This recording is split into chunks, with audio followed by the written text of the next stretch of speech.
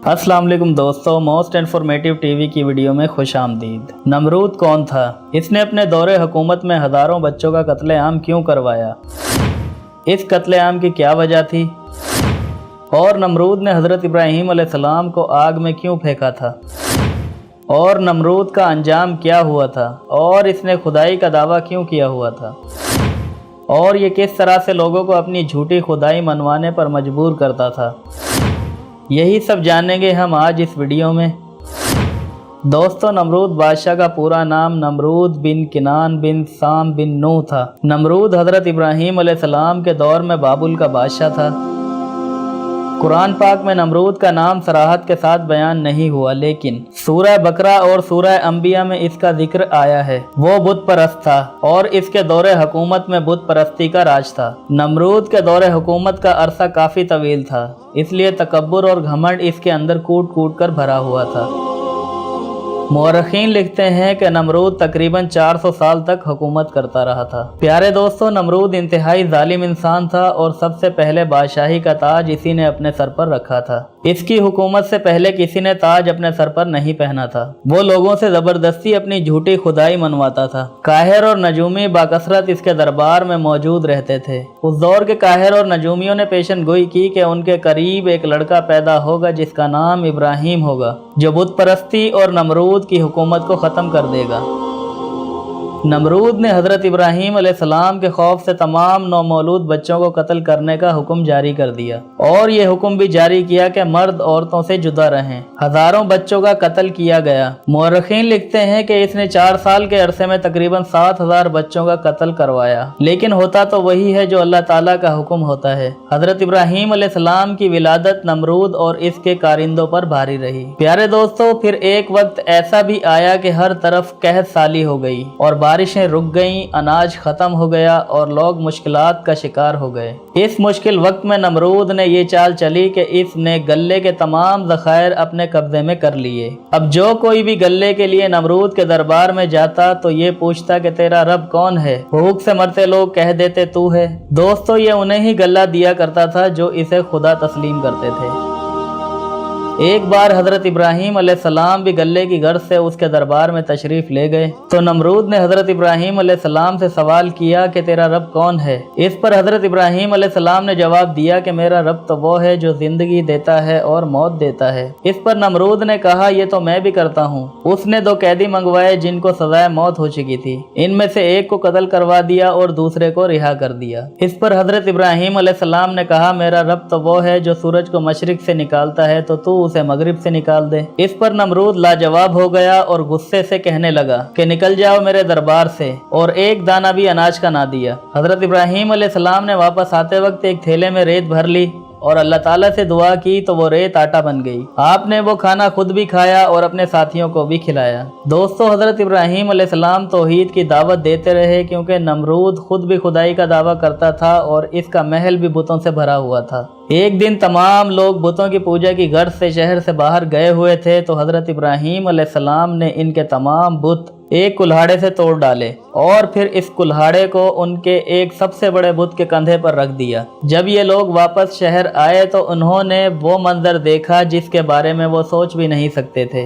इस पर हज़रत इब्राहीम अलैहिस्सलाम को नमरूद के दरबार में पेश किया गया, जिस पर नमरूद ने आप अलैहिस्सलाम से पूछा कि क्या तुमने ये किया है?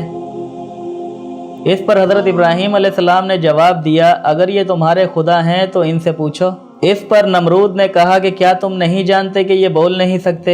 इस पर हज़रत इब्राहीम अलैहिस्सलाम ने कहा, तुम ऐसे बुतों की पूजा करते हो जो अपनी हिफाजत भी नहीं कर सकते, बल्कि अपने ऊपर बैठी एक मक्खी को भी नहीं उड़ा सकते। नमरूद ने गुस्से में आकर हज़रत इब्राहीम अलैहिस्सलाम को कत्ल करने का सोचा और तमाम लोगों को लकड़ियाँ इकट्ठी करने का हुक्म दे दिया। इसके बाद 7 रोज तक आग को भड़काया गया। इस आग की हरारत इतनी ज़्यादा थी कि कोई भी इस आग के करीब नहीं जा सकता था। इसलिए हज़रत इब्राहीम अलैहिस्सलाम को उस आग में फेंकने के लिए मंजनीक का इस्तेमाल करना पड़ा। जब हज़रत इब्राहीम अलैहिस्सलाम को इस आग में फेंका गया तो अल्लाह ताला की तरफ से उस आग को ठंडा होने का हुक्म मिला और हुक्म मिला कि हज़रत इब्राहीम अलैहिस्सलाम को राहत पहुँचाई जाए। इस तरह से उस आग ने हज़रत इब्राहीम अलैहिस्सलाम को कोई नुकसान ना पहुँचाया। कई रोज गुजर जाने के बाद नमरूद का उस आग के करीब से गुजर हुआ तो उसने देखा कि आग हजरत इब्राहीम अलैहिस्सलाम को कोई नुकसान नहीं पहुंचा सकी। इसके बाद नमरूद ने एक ऊंचा मीनार बनाने का हुक्म दिया ताकि उस मीनार पर जाकर आप अलैहिस्सलाम को देखा जा सके। जब नमरूद को ये यकीन हो गया कि आग ने हजरत इब्राहीम अलैहिस्सलाम को कोई नुकसान नहीं पहुंचाया है तो उसने कहा कि तुम्हारा रब बहुत बड़ा है जिसने तुझे आग से महफूज रखा। अब क्या तुम इन शोलों से बाहर आ सकते हो? हजरत इब्राहीम अलैहिस्सलाम ने जवाब दिया, क्यों नहीं, मैं बाहर आ सकता हूँ। इस पर नमरूद ने फिर पूछा कि अगर आप आग के अंदर बैठे रहो तो क्या आपको कोई नुकसान नहीं पहुँचेगा? इस पर हजरत इब्राहीम अलैहिस्सलाम ने फरमाया, नहीं। इसके बाद नमरूद ने हजरत इब्राहीम अलैहिस्सलाम को आग से बाहर आने की दरख्वास्त की, जिस पर हजरत इब्राहीम अलैहिस्सलाम आग से बाहर आ गए जबकि आग उस वक्त भी जल रही थी। इसके बाद नमरूद ने खुदा की तलाश करने और उससे लड़ने के लिए एक बुलंद मीनार बनाने का हुक्म सादिर कर दिया। ये मीनार मीनार बाबुल के नाम से मशहूर हुआ और हुक्म खुदा से बाद में नेस्तो नाबूद हो गया। जब नमरूद खुदा की तलाश करके थक गया तो अल्लाह ताला की तरफ से एक फरिश्ता इंसानी शक्ल में नाजिल हुआ और नमरूद से कहने लगा, ए ज़ईफ़ इंसान, खुदा से डरो और उसकी नाफरमानी से बचो, क्योंकि खुदा की कुदरत और उसकी ताकत तुमसे और तुम्हारी फौज से कहीं ज़्यादा है। अगर वो चाहे तो तुझे अपनी ज़ईफ़ मखलूक से हलाक करवा देगा। इस पर नमरूद ने सब बातें मानने से इनकार कर दिया